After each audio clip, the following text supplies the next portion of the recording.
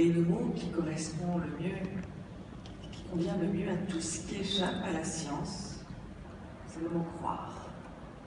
Croire en soi, croire en l'autre, croire en ses projets, croire en Day One. Et moi j'ai la croyance que quand j'accompagne des dirigeants et des entreprises au changement, que ça passe par l'expérience. Et du coup j'ai envie de vous embarquer ce matin dans une petite expérience. Mais pour ça, il faut que je revienne quelques années en arrière, en 72.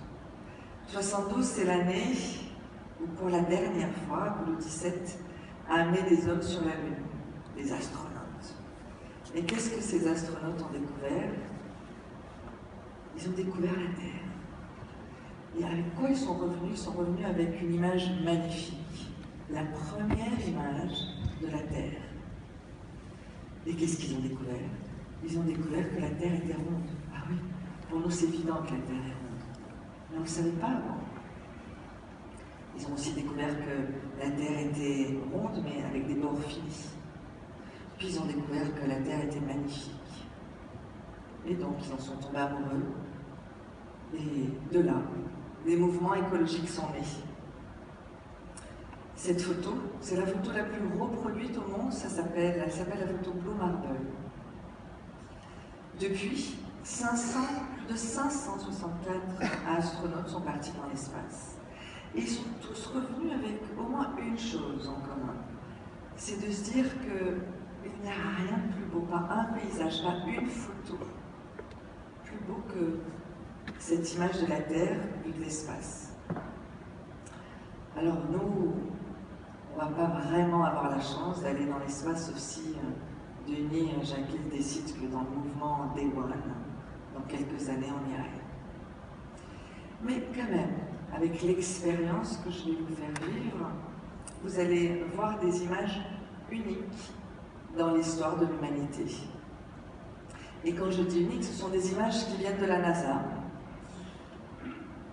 Un projet rêvé par Al Gore, qui a décidé il y a quelques années de lancer un satellite, un tout petit, imaginez un tout petit satellite qui a parcouru 1,5 million de kilomètres. Et il est arrivé à un point stratégique dans l'univers, le point L1, le point Lagrange. C'est le seul point dans l'univers où ce satellite peut rester fixe, parce qu'il est coincé en gros entre l'attraction de la Terre et l'attraction du Soleil. Et du coup, ses forces s'annulent.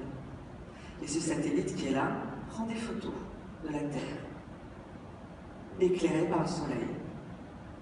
Alors bien sûr, je n'ai pas encore la chance de pouvoir appeler la NASA pour avoir accès à ces images. Par contre, deux scientifiques incroyables qui ont créé Blue Turn ont décidé de créer un algorithme pour pouvoir être en contact avec la NASA et avoir ces photos.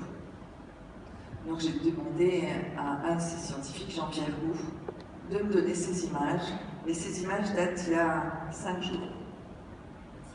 Donc c'est pour ça que je vous dis qu'elles sont assez uniques. Et on est les seuls, aujourd'hui, à pouvoir avoir accès à ces images. Peut-être que du coup, avec cette expérience, on va avoir un petit peu cet effet de l'overview effect. Vous savez, cet effet qu'ont eu tous les astronautes qui sont partis dans l'espace. Qu'est-ce que c'est l'overview effect? C'est ce choc cognitif qu'on a quand on part dans l'espace et qu'on est plongé dans le noir total et tout d'un coup, ce qu'on voit, c'est cette Terre. Et on a une émotion forte. Et d'ailleurs, ce que les astronautes disent beaucoup, c'est qu'ils sont partis voir la Lune. Et ce qu'ils ont découvert, c'est la Terre. Donc, pour que cette expérience soit forte, que cette expérience fonctionne, il faut qu'on soit plongé totalement dans le noir. Donc, ça veut dire qu'il faut que, encore une fois, vous lâchiez vos écrans, surtout de ne pas allumer les écrans, parce que chaque lumière peut gêner la projection des images que vous allez voir.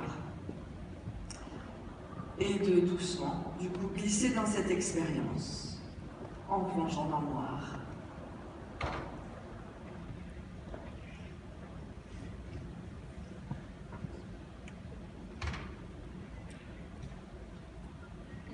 de s'installer confortablement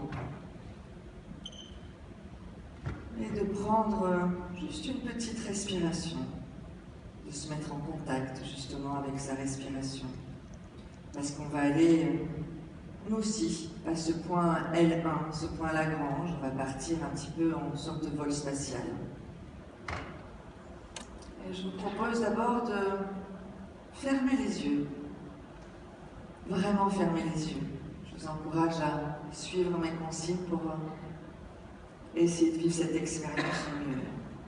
Et une fois que vous avez les yeux fermés, vous imaginez que voilà, vous êtes assis dans la nuit, dans la nature, sur la terre, et au-dessus de vous, il y a ce ciel étoilé qui vous contemple. Et quand vous regardez ce ciel étoilé, vous ressentez la présence de toutes les étoiles, de toutes les planètes. Vous ressentez même peut-être une attirance vers l'espace, juste en regardant les étoiles. Et en ressentant cette attirance, vous sentez que vous commencez à voyager, à prendre de la hauteur, à prendre encore plus de distance. Et vous continuez à voyager.